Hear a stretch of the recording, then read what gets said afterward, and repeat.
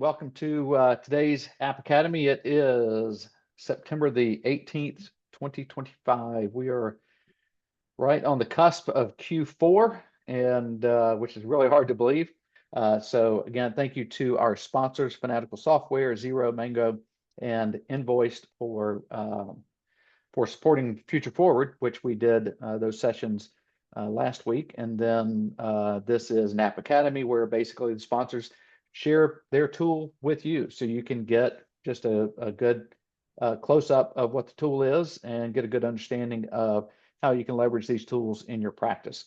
And just one reason we do these is in reader profile studies that we do, we have found people are asking for product demos.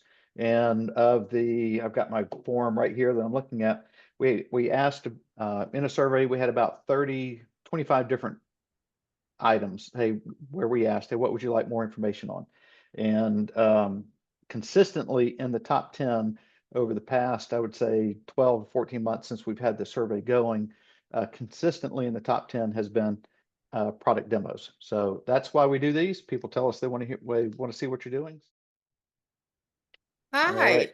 Hey, and Jana or Jana, is it Jana? Is that the right? Jana, like Dana with a J. Like Dana with a J. All right. And the last name, when you weren't here before, I said I won't even try it. I'll let you say the last name. The last name is Rzezniczek, but please don't attempt it. It's really not worth it. Rzezniczek. That is not how I would have pronounced it. So Jana is with Invoiced, and she's going to share some info on Invoiced here. Again, thank you for being here, and I will be here in the background. Absolutely. Thank you so much. Fantastic. All this fantastic software out there. It's really cool. I'll be super quick, but Invoiced, powered by Flywire. Invoiced really is a very AR-specific product. It seeks to employ automation around your subledger. So when we're looking at the full invoice-to-cash lifecycle, everything that happens kind of after you create an invoice.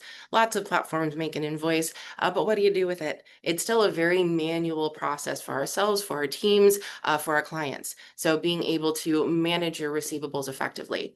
What we're looking at when we talk about kind of the invoice-to-cash life cycle is a few things. Fragmentation, that's really important to address. It is the enemy of automation and efficiency.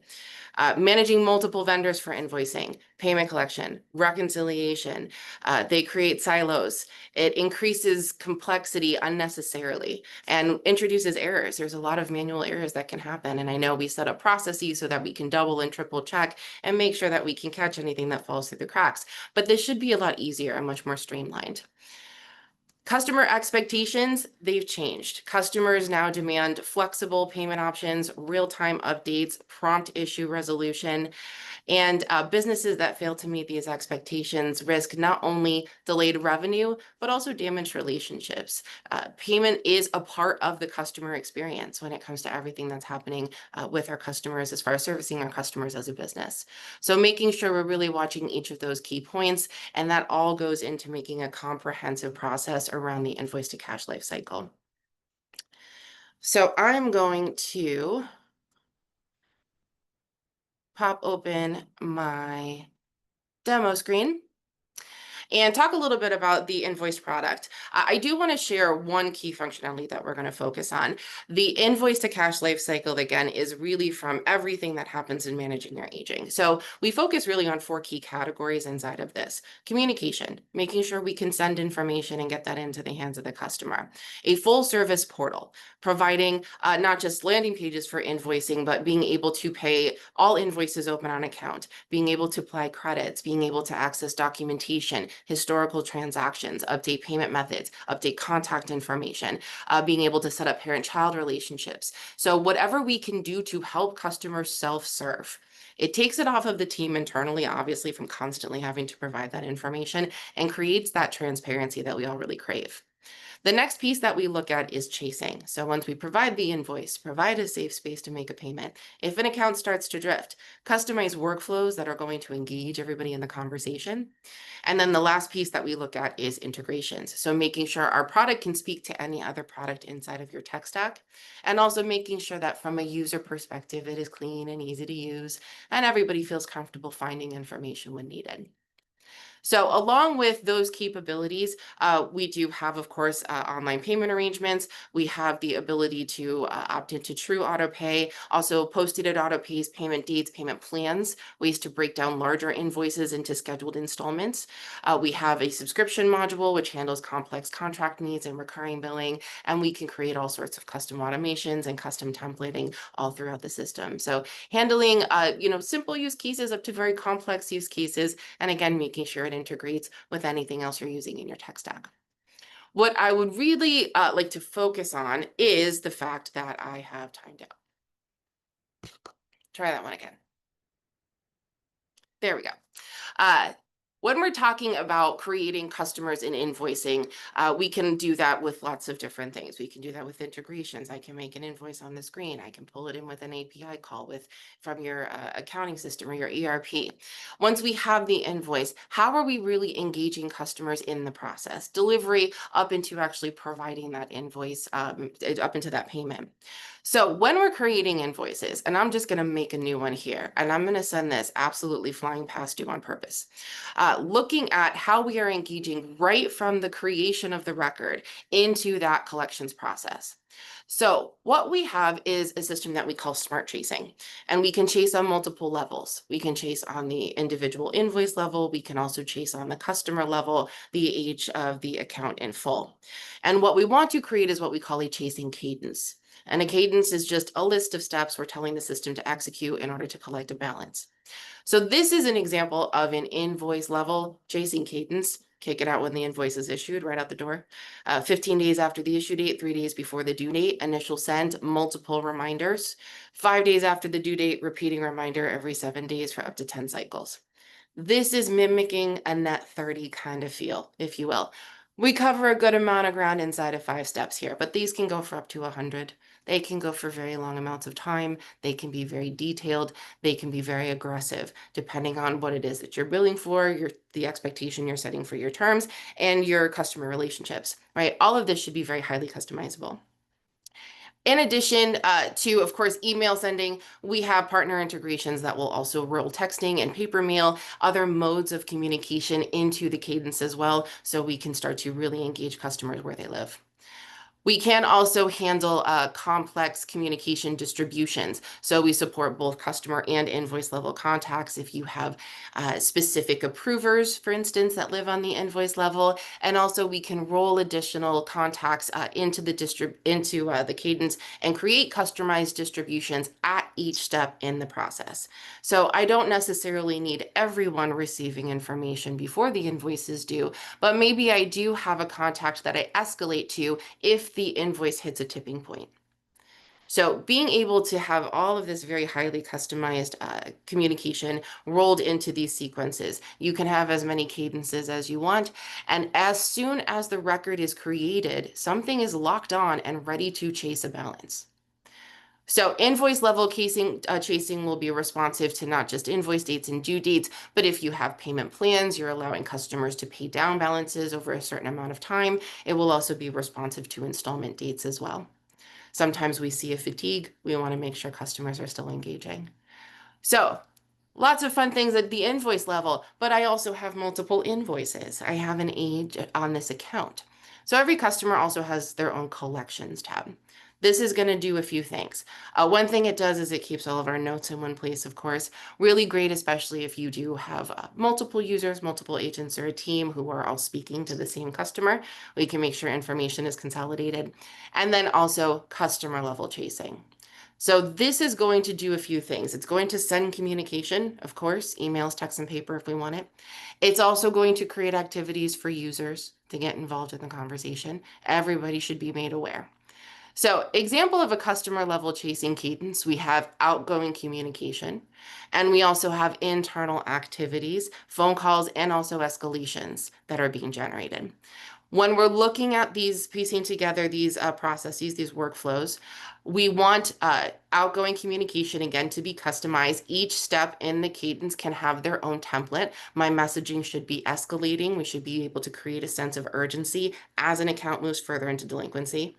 We're also, of course, customizing the distribution, so exactly who is receiving this communication, and then creating activities for users inside the product. So I am making the nice phone calls in the beginning, but I might have a manager who wants to be aware if an account moves into delinquency. We might be assessing for bad debt write-off. We need to have an internal review of the account. We might be employing a service suspension, an account deactivation, an order suspension, right? Things like that. So prompting some sort of action. So these are all customized. Again, this is, what is this? 7 steps just as a sample. These can go for up to 100. You can see that my cadence is running. Mine are running every morning at 7. You can also choose that frequency, how often they run, at what time of day they run, because you might be in an industry that you can gain people's attention maybe at 2, 3 p.m. in the afternoon as opposed to 7 in the morning. So having full control over exactly how every single one of these workflows is positioned. You can also, of course, have as many cadences as you want because not every customer is contacted in the same way. If we are offering a strategy of terms, if we are offering, due on receipt as opposed to a net 60 or net 90, those customers have 2 very different expectations of contact.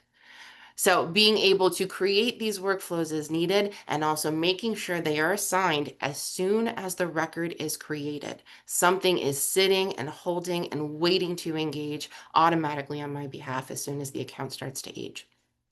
So you can see this guy ran this morning. It made a task, and there is my task. As a user, when I come into my dashboard and I'm viewing all of my information from a company level, this becomes your living, breathing subledger. And the first thing I see is that I have 9 tasks to do today. This is in my activities menu. These are mine, specifically, they're assigned to me, but we can't see everybody, which is great because people get sick and people's kids get sick and people go on vacation, and everybody should still be aware of what needs to be done. So a lot of times when we are managing agings, we're still, dumping our aging into Excel or into a G sheet and trying to kind of sort through information and figure out who needs a phone call today. And a lot of times we got that renegade notes column on the end, which is in shorthand that only 2 people understand. It looks like hieroglyphics to everyone else. So we want to make sure this is easy, simple, transparent. This also turns it into reportable data.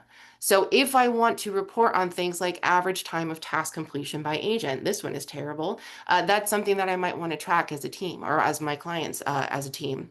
Or if I want to see how many times we've had to do a service suspension review in the last 90 days. Do I spend 80% of my time chasing 10% of my customers? If so, then we probably want to change up our collection strategy there. Being able to make changes to your process based on informed data is something that we should all have access to.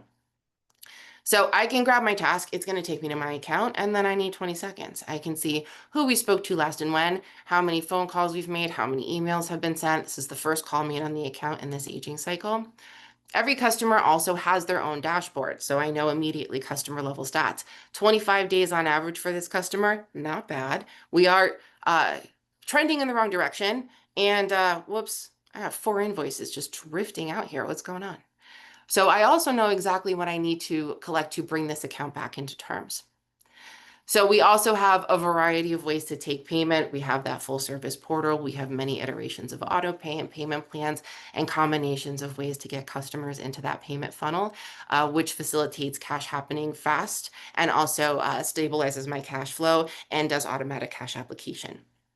So having access to all of this information, we want to turn aging management from this very reactive process that we do once a week or 3 times a month into a real-time proactive communication process. That's when we are going to kind of shave down those days on average time to pay and DSO, numbers we are always chasing, and how we are really going to regulate and stabilize our cash flow. So being able to make this, again, a real-time proactive engagement, being able to have these specialized workflows lock onto every single record as soon as the record is being created, being able to have automatic notifications that are customized by template and distribution sent out in real time, and it's going to do its thing, and it's only going to engage me when needed. And then making sure that when that payment hits, our integrations are posting everything directly to your system of record and updating your financials. So smart chasing is one of the really important pieces that we see inside this invoice to cash lifecycle process, and how we really kind of want to attack and dominate that. So whether small businesses are continuing to grow, turning themselves into international businesses, right? Being able to offer a scalable process, something that moves and flows with you. When we talk about payment implications also, being able to offer our Flywire payment solution, which is an international cross-border payment solution. So if you decide to open a product line or a vertical in Canada, you want to open an office in Toronto, we got you covered. You can very easily take payments from customers all around the world without really having it affect your process too much. Being able to facilitate that kind of growth and expansion is a really, really interesting process that a lot of companies sometimes shy away from because there is so much involved with taking payment across borders. So making that entire process seamless, easy, scalable, becoming an integrated part of your tech stack. So Invoiced really handling the entire invoice to cash lifecycle. Smart chasing though, huge, huge piece of that, making sure we can customize communication with our customers. So I'll throw it back to you, Gary.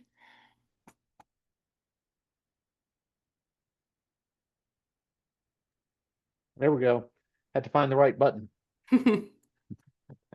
All right, so Jim Stevens asked, does this make sense for a small business with 40 bills per month? Excuse me, 40 bills per month. So 40 invoices per month, sometimes when you're talking about automation, that might be a little on the shallow side.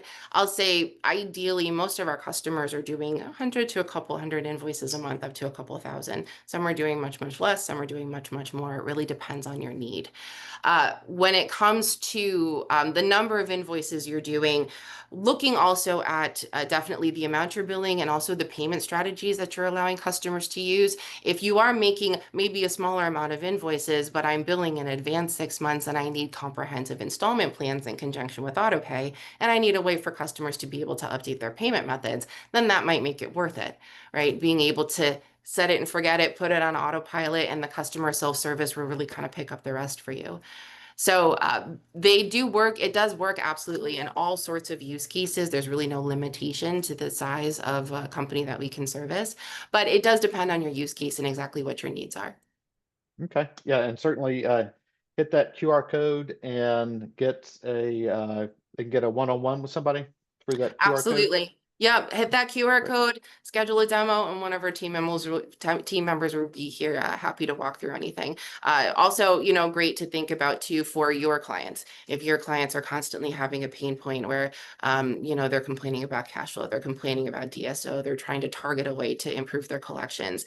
Their dunning process is kind of messy. Why is my aging bucket over 90 days all the time? These are questions that we hear constantly that are cropping up. So this is also a really great way to kind of employ automation. Okay, and actually a good question there, or that brings up a question. I think it's a good one. And that is, do you have a partner program or something similar? So is there, marketing support or shared revenue or anything like that that would come if it was recommended to a client? We do absolutely. We have both a referral and reseller program. Okay, great. And that information can be found on the site as well. Absolutely. Jump on, have a combo with one of our reps. We can talk through, different use cases. If it is something, it's great to obviously we have these really great sessions, and thank you for this, so that y'all can know what's out there. And then we can get more into the weeds regarding a specific use case or a pain point and see if we can't solve for that. Also, though, if you do think it's appropriate for maybe one of your clients, definitely hook you up with our partnerships team and we can go from there. Great. All right. Well, thank you, Jana. Thank you, Absolutely. everyone who took some time out of their day here to come and learn a little bit about some of the apps that are impacting the profession on a daily basis. Hope you all have a great week, or actually, it's almost the weekend. So hope you have a great weekend, and we will see you soon. Bye-bye. Are you an accounting or tax professional who wants to stay ahead without spending a dime? Join thousands who trust insightful accountant and tax practice news to keep them informed and empowered. Get expert updates on QuickBooks, Xero, tax planning strategies, and workflow tips delivered straight to your inbox. Whether you're a solo bookkeeper, firm leader, or tax advisor, these newsletters are your shortcut to what's next in the profession. They're free, practical, and built for people like you. Visit insightfulaccountant.com and hit subscribe to start your smarter workflow today for free.